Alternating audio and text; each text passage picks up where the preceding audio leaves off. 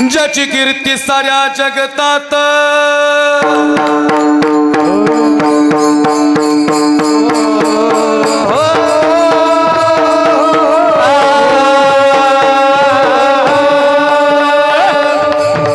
सजना हो या महाराष्ट्राचा ज्वलंत इतिहास आज आपल्या पळसखेडमध्ये वा वा वा एकदा पोरांसाठी टाळी वाजवा क्या बात वा पळसखेड जय हो या महाराष्ट्राचा ज्वलंत इतिहास आज आपल्या पळसखेडमध्ये महाराष्ट्राची भूमी म्हणजे संतांची ये भूमी है प्रभु रामचंद्र की ये भूमी है हिंदू लक्षात नाही का 18 पगड जाती आणि 12 बोलतेदार यांनी महाराष्ट्र भाग केलेला अरे महाराष्ट्र कुणाचा आयऱ्या गैऱ्यांचा महाराष्ट्र नाही ही भूमी जगद्गुरु तुकोबारायांची आहे ही भूमी माऊली ज्ञानोबारायांची आहे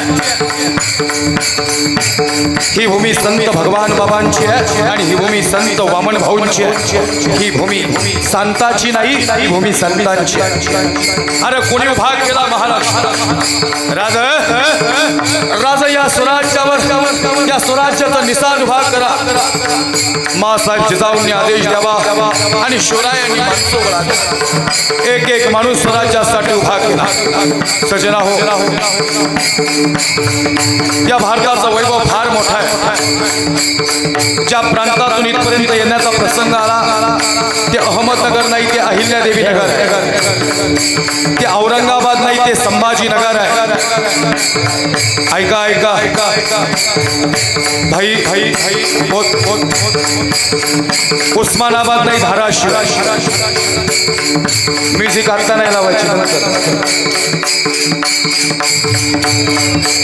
विठ्ठल महाराज भारत में रहना पड़ेगा तो भारत माता की जय बोलना पड़ेगा तिरंग्याला सॅल्यूट करावं लागेल तर भारतात राहावं लागेल तर महापुरुषांना मानावं लागेल यसाची कंक बहिरजी नाही खंबीराम होते 18 पगड जातीची माणसं राजाने गोळा केली आणि मग महाराष्ट्र उभा राहिला महाराष्ट्र उभा राहिला महाराष्ट्र उभा राहिला यसाची चल यसाची म्हणतो राज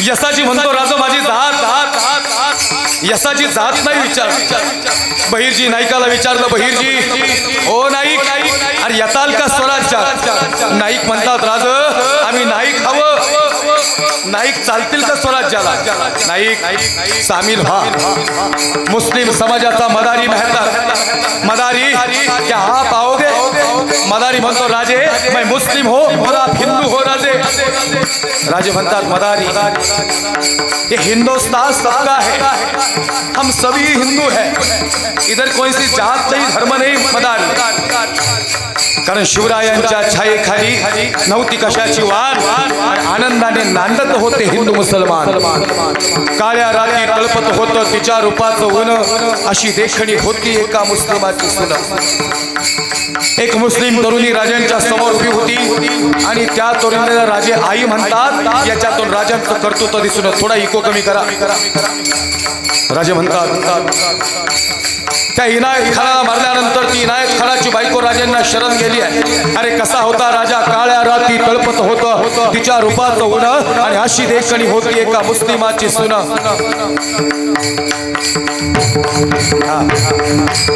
त्या तरुणीला आई म्हणाला राजा तो शिलवाल आणि आनंदाने नांदत होते हिंदू मुसलमान एक एक माणूस गोळा गेला यसाजी कंक बहिरजी नाईक खंबीरराम होते तानाजी मालुसरे ताना सजना हो तानाजी मालुसरे म्हणजे मी ज्या मातीतून येतो अनेक गड किल्ले तिकडे आहेत माझा आवाज येतोय स्पष्ट टाळ हळू हळू हळू मी ज्या मातीतून येतो तो किल्ला आहे कोल्हारा कोंढाणा म्हणजे भजी खायला जायचा गड नाही बरं का. लोक तिथं भजी खायला जातात आवडीने. तानाजी मालुसरेंनी रक्त सांडलाय. पहा पहा पहा. ताना म्हणतो राजा मी जातो कोंढाण्यावर. अरे हे ताना रायबाचं लग्न आहे. अरे कसं होणार. बाप पाहिजे लग्नाला राजा. अरे होईल की माझ्या रायबाचं लग्न राजा. होईल की माझ्या रायबाचं लग्न राजा. पण आधी लगेच कोंढाण्याचं आणि मग माझ्या रायबाचं. ही माणसं या मातीतली आहेत. एक एक माणूस उभा राहिला आणि स्वराज्य उभा राहिला. तानाजी मालुसरे यसाची कंक बहिरजी नाईक धनगर समाजाचा महादेव धनगर माळी समाजाचा ज्ञानोबा माळी स्वराज्याचा माळी चालतंय. एक वाक्य बोलू का. माणूस जातीवरून श्रेष्ठ नाही ठरत. माणूस त्याच्या कर्तृत्वावरून श्रेष्ठ ठरतो. माणसाचं कर्तृत्व महत्वाचं आहे. आणि मग कर्तृत्वान माणसं स्वराज्यात आली आणि उभा राहिला महाराष्ट्र. एक एक माणूस उभा राहिला.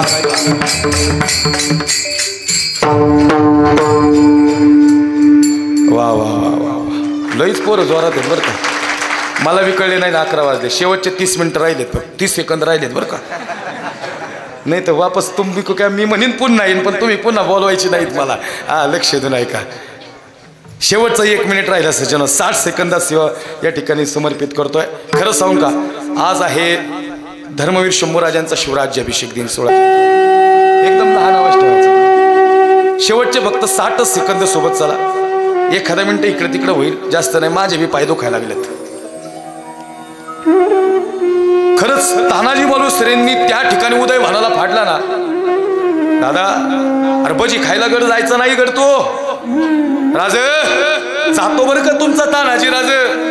राजा म्हणतात ताना काय हवंय. काय नाही राज. तर तुम्ही म्हणले ना उदय भानलंय भयानक एका वारात 10 जण खलास करतो. त्याने जर केलाच माझ्या छाताडावर वार आणि पडलाच तुमचा तानाजी जर कोंढाण्यावर तर तुमच्या दोन्ही हाताने एकदा मिठी मारायला या राज. आणि म्हणाल ना राज गड आला सिंह मात्र गेला. राज म्हणतात ताना तुला आधीच माहिती रे तू जाणार आहेस.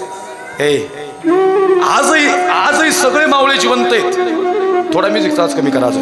भारताच्या सीमेवर लढणारा सैनिक आणि कोणत्याही फळाची अपेक्षा न करता कष्ट करणारा शेतकरी म्हणजे मावळे जिवंत आहेत. लक्षात घ्या. तिथं मावळे लढतात ना. 18 पगड जातीन 12 बोलते माणसं आहे तिथं. कोणी विचार करत नाही मी जातीसाठी आलोय. ते देशासाठी गेलेत. अशी माणसं गेली. आई तानाजी मालुसरे खरंच परत नाही आले हो. थोडा म्युझिकचा आवाज कमी करा. अजून काय वाटलं असं अंतकरण दाटून आला असं.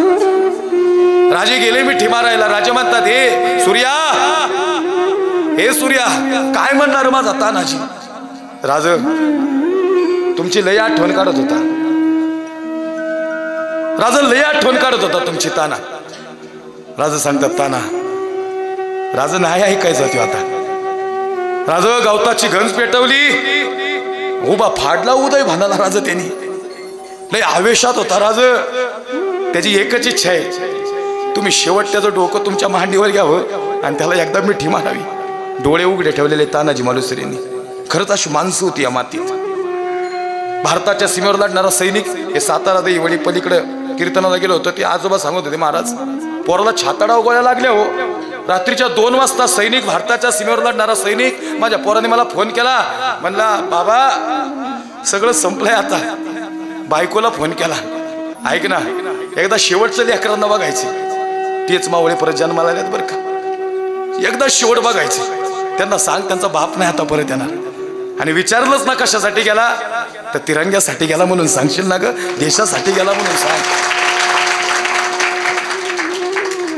5 वर्षाची पोरगी बघितली बापावर तिरंग्यात गुंडाळल्या. ती अंडा सडासा पोरगी रडती.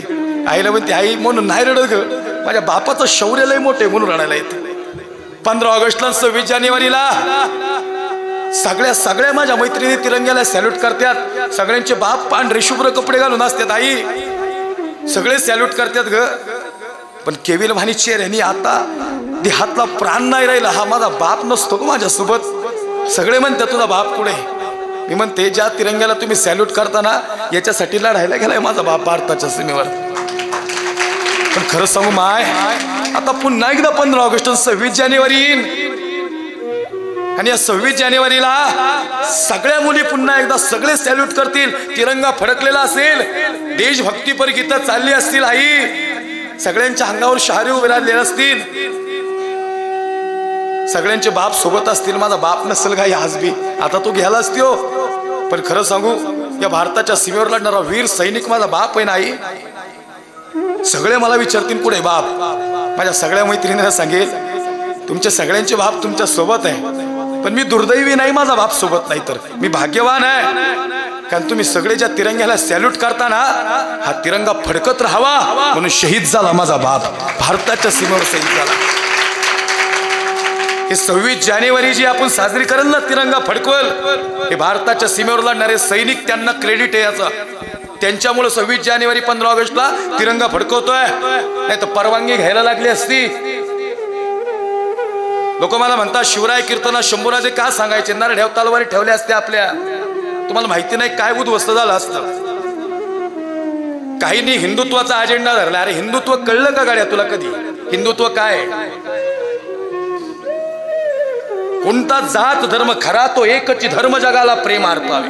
जगाला प्रेम अर्पण करणं म्हणजे धर्म आहे, इतरांना प्रेम देणं म्हणजे धर्म आहे, आपल्यामुळे इतरांना सुखी वन करणं म्हणजे धर्म आहे. पण काय झालं मग एवढंच हिंदुत्व प्रिय आहे तर मग नवरात्राला बायकांना नाचवण्याचा कार्यक्रम मी स्टेजवर ठेवला नव्हता पाहिजे. हिंदुत्व आहे ना, मग ठेवला नव्हता पाहिजे. तुम्ही बघा बरं का, हे बोललं पाहिजे, नाहीतर मागचे दिवस पुढे यायला लय वेळ लागणार नाही गाड्या, मागचे दिवस पुढे यायला लय वेळ लागणार नाही. आम्ही एका गल्लीत 10 गणपती बसवतो, ते चालू ठेवा 1 मिनिट राहू द्या, इकडे लक्ष द्या नाही आरत. एका गल्लीत 10 गणपती बघितल्यात बसवल्या, कुणाच्या डीजेचा आवाज मोठा आहे, हे हिंदुत्व आहे का आमचं? मग काय झालं माहिती का सज्जन हो, अजिबात विखुरले जाऊ नका, तुम्हाला सांगतो अजिबात विखुरले जाऊ नका. कारण की दंगली घडवणारे लोक वेगळी आहेत, काठ्यान दगडी आधी आणून ठेवतात आणि आपण आपले डोके फोडतोय. सगळी आपण ह्याच्यापासून सगळी एक संघ कशी होते बघू. आजपर्यंत आपल्या माणसाने फसवले म्हणून आपली माणसं मोठी नाही झाली बरं का पोरांनो. आज शंभूराजांचा शिवराज्याभिषेक दिन आहे ना, लई खडतर प्रवास करायला लागला सर्जाला. शर्मा म्हणतो आबासाहेब काय शिकू मी तुमच्याकडून. आबासाहेब म्हणतात फक्त जाती धर्म पाळू नको सर्जा, सगळ्यांना लोकांना एकत्र कर, तरच तुला स्वराज्य मिळेल. एकच शिकवण घेतली शिवबाराजांची धर्मवीर शंभूराजांनी, नाहीच अडकला जाती धर्मात. अहो कसा राजा होता, 10 सेकंद राहिले जातो, परत कधी आलो तर औरंगजेब समन. त्या औरंगजेबाने असं समोर उभा केला तर शंभूराजाला सहकार्यांना म्हणला, अरे कैसा दिखता है वो सर्जा हुजूर, उसके सामने में मत जाओ, एका झपक्यात उलटा करीन तुम्हाला. त्यो महाराष्ट्रातलं रक्त आहे हुजूर, फेल जात नाही ते कधीच, लय खतरनाक माणसं आहेत हुजूर ती. एक सांगतो सज्जन अवलक्ष नाही का, मला फार वेळ घेऊन तुमचा लय वेळ घेऊन तुमचे पाय दुखवायचा आम्हाला मानस नाहीची.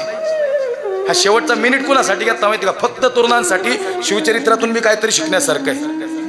मी मगाशी तुमच्या घरात गेलो, महाराजांचा फोटो बघितला, मला लय आनंद वाटला बरं का. खरंच तुम्ही जाती धर्मातून बाजूला आलेली माणसं आहेत, खरंच आपला गाव असं आहे, लय आनंद वाटला मला भीती वाटली काय काय ठिकाणी काय गोष्टी मांडायची. मला आमच्या ह्या तरुणांनी सांगितलं मगाशी, फार त्यांनी सुंदर सांगितलं, मला नाव माहिती नाही त्यांचं, पण फार तुमचा चांगला विचार आहे बरं का दादा. की त्यांचं म्हणणं आहे की सलोखा निर्माण व्हावा सगळ्यांच्यात, कुणी भांडण तेढ निर्माण नाही व्हावा. हे तेढ निर्माण करणारी माणसं आहेत ना, जाऊ द्या आता लय पुढे जाते बरं का. नाही ते काय होते, मला असे लय त्रास झालाय आम्हाला बी तेच तोवर लय त्रास झालाय, लोकांनी हाकलून दिले जाती धर्मातनी बाजूला, म्हणून वाटतं कोणी ह्याच्यात नाही अडकावं. पण खरं सांगू का, जी माणसं तुम्हाला त्रास देतात ना, हे गाड्या तुमचं कर्तृत्व सिद्ध झालं ना, सगळी सॅल्यूट करणार तुम्हाला एक दिवशी. कबीर महाराज आधी कोणच ओळखत नव्हतो, व्हायरल झाले, आता लोक म्हणतात आमचा महाराज आमचा पाहुणा आहे, आणि आधी कुठं गेला थवय तो पाहुणा होता तेव्हा. अहो महाराज लय संघर्ष असतो काहींच्या जीवनात, पण ज्याच्या जीवनात संघर्ष ना विठोबाच उभा करतो, कोणीच नाही उभा करत, आणि तोच संघर्ष उभा करतो आणि यश बी तोच करत येतो. लक्षात नाही का, शंभूराजांना फाडलं होतं, उभं फाडलं होतं, डोक्यापासून नखापर्यंत फरफटत मिळाला राजा. कुणी पकडून दिलं माहिती का? सख्या मेवण्यानी गोनोजीनं पकडून दिलं. शंभूराजे सांगतात, हे कवी कलश, अरे कुणाची मजा आली का सर्जाला हात लावायची? कवी म्हणतो राज गोनोजीने पितुरी केली, अरे त्याला सांग हे गड किल्ले तुझ्या नाव करून दिले असते, एकदा बोलला पाहिजे होतास. कशा पाय फितुरी केली गणोजी, फितुरी केली गणोजी शिकेने. अंतकरण दाटून आलं शंभूराजांचं. आई डोक्यापासून नखापर्यंत फाडलं होतं शंभूराजांना, डोक्यापासून नखापर्यंत. आता हळदी लावाय नको का तुमच्यासारखे आई, या सैतानाने मिठाचं पाणी टाकलेलं अंगावर, पाण्यातून मासा काढावा असा तडफडला असता, एवढा बी हल्ले नाही शंभूराजे. कवी म्हणतो राजा रडायला नाही येतोय, राजा म्हणतात आबासाहेबांची आठवण येते आणि मला त्या गणोजीची आठवण येते. जर खरंच भेटला असता तलवार असती ना मुंडकं उडावले असतं त्याचं. त्याला म्हणा अरे या औरंगजेबा समोर चुकलो नाही आम्ही कधी आजपर्यंत. वाईट वाटलं शंभूराजांना. माणसं गेली पण खरं सांगू का कसं जगावं कसं मरावं या माणसांकडून आम्ही शिकावं सज्जनाव. खरंच असं वेगळं प्रेम होतं या स्वराज्यासाठी. शंभूराजांच्या नरढ्याव तलवार फिरणार होती ना तेव्हा कवी म्हणतो राजा काय आठवते. अरे या तलवारीने त्रास नाही होणार. डोळे काढले होते, हात कापले होते. औरंगजेब म्हणतो ईद जैसा है अरे क्या तेज है इसका देखो ईद जैसा पुत्र हमारे मुल्क में क्यों नहीं पैदा होता. अरे औरंग्या तुझ्या मुल्क मध्ये कस काय पैदा होईल. कसा जन्माला येईल शंभूराजा. तो जन्माला येतो महाराष्ट्राच्या मुशीत आणि शिवरायांच्या कुशीतच. जगी ऐसा बाप व्हावा ज्याचा वंश मुक्ती सजावा. नरढ्यावनी तलवार फिरणार होती अशी सबकन फिरणार होती. हा हातपाय थरथर नव्हते कापत. असा होता निरड्या छातीचा. शंभूराजे काय आठवतंय. शंभूराजे सांगतोय मला बाप आठवतोय. ज्या माझ्या बापाने अफजल खानाला फाडलं ना अरे याच्यागतच भयानक होता. 7.5 फुटाचा अफजल खान 2 मावजाचं शरीर होतं आणि पहार वाकल इतके भयानक ताकद होतं. आला होता विजापूरहून राज माय लावूंगा तुळजापूरला आला. शेवटचे 30 सेकंद राहिले सज्जनाव. तुळजापूरला आला. आई तुळजा भवानीची मूर्ती उद्ध्वस्त केली. वार झाला. हे मूर्ती उद्ध्वस्त झाली. हुजूर ये हिंदू के दैवत है. ही आई तुळजा भवानी कोल्हापूरची महालक्ष्मी ही ताकद देते या महाराष्ट्रातल्या माणसांना. खामोश. अरे पत्थर कभी दैवत होते क्या हुजूर. ये हनुमंतराय ये विठोबा इनके दैवत है हुजूर. हे प्रभु राम की भूमि है हुजूर. कुछ नहीं कर सकते आप. वो शोभा बहुत भयानक है. मुझे देखना है कैसा. पंढरपूर उद्ध्वस्त केलं आणि प्रतापगडच्या पायथ्याला अफजल खान आला. माय लावूंगा श्वाक कहा है वो दख्खन का चुहा. आणि मग अफजल खानानं सोबत घेतला कृष्णा भास्कर कुलकर्णी. अफजल खानानं सोबत घेतला कृष्णा भास्कर कुलकर्णी. सय्यद बंडा ज्याला बखर बना सय्यद म्हणती. आओ कृष्णाजी चलो चलो चलो. कृष्णाजी म्हणतो हुजूर हुजूर लई भयानक ती माणसं. आणि मग छत्रपती शिवाजी राजे गडावरून प्रतापगडच्या पायथ्याला हे युद्ध सुरू होणार होतं. शामियाना उभारला होता. कृष्णाजी शामियाना में चलो. अरे क्या खूब शामियाना है. ये बहुत धनवान है ये महाराष्ट्र के लोग. हुजूर लई भयानक है सावध रहा. 7.5 फुटाचा अफजल खान नादा.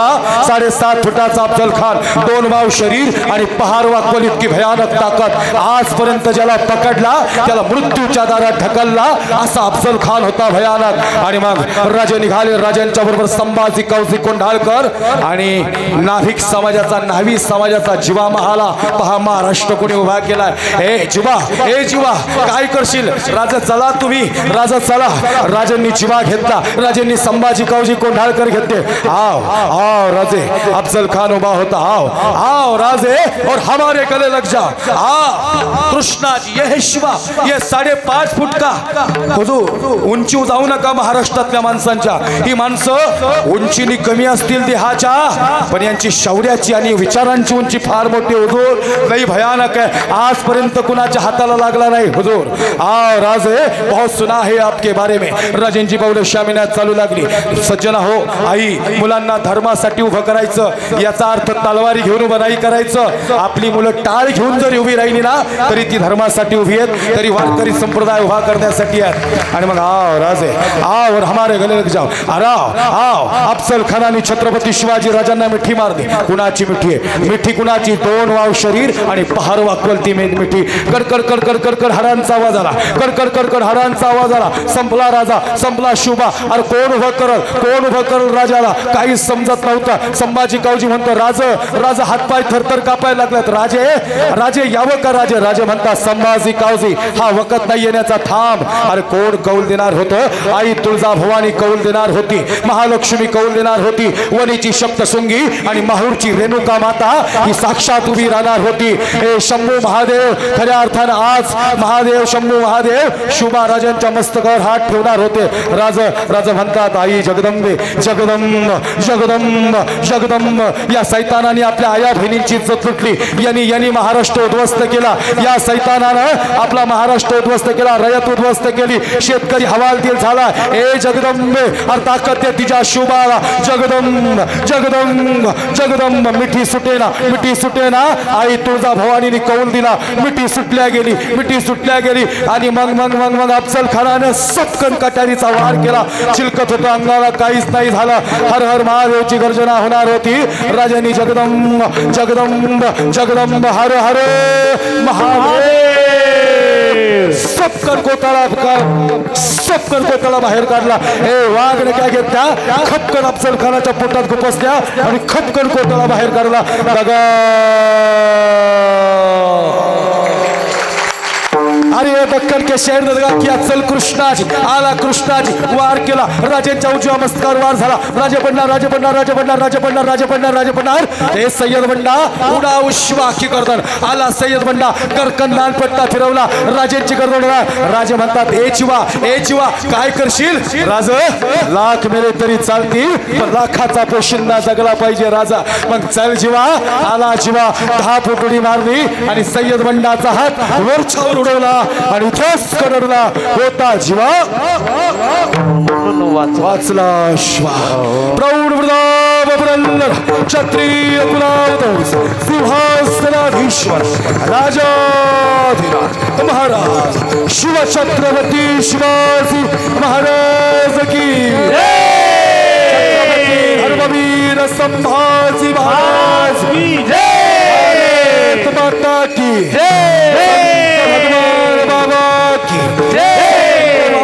महाराज की हर हर महादेव.